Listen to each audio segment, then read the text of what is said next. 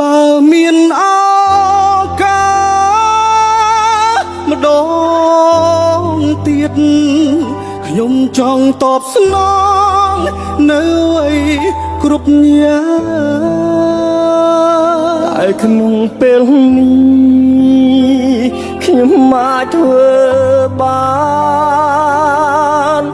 ត្រឹមពាក្យថាសោកស្ដាយ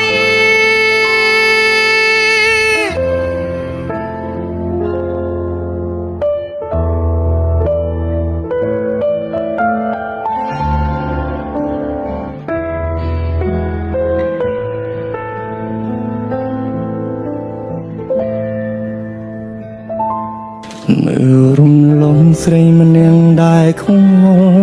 ពីខ្ញុំតែពេលនេះនាងបានទៅបាត់ហើយគេមិននឹកមិនខលនឹងខ្ញុំទៀតឡើយ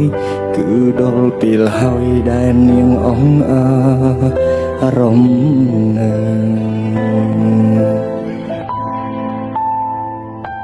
មនុស្សស្រីម្នាក់តែងគិតពីខ្ញុំ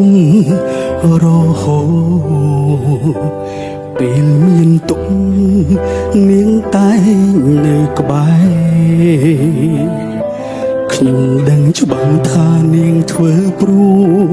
ក្តីស្នេហ៍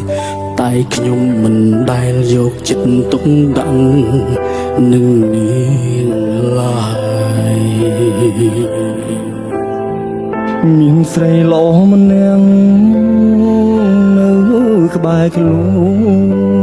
នខ្ញុំភ្លឺល្ងងមិនចេះរាំងសាពេលគេទៅបាត់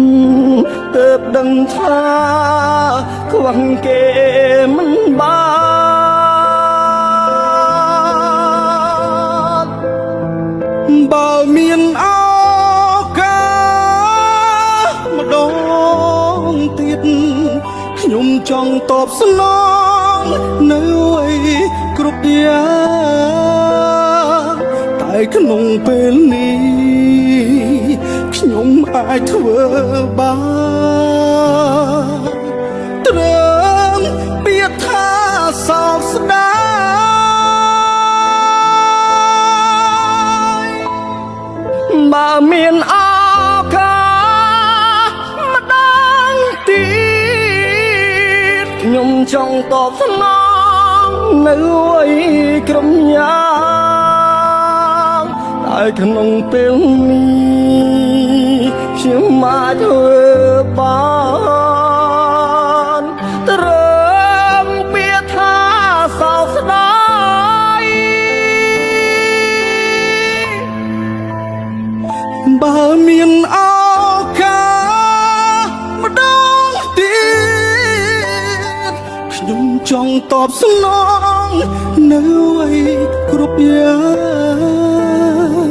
តែក្នុងពេលនេះខ្ញុំអាចធ្វើបាន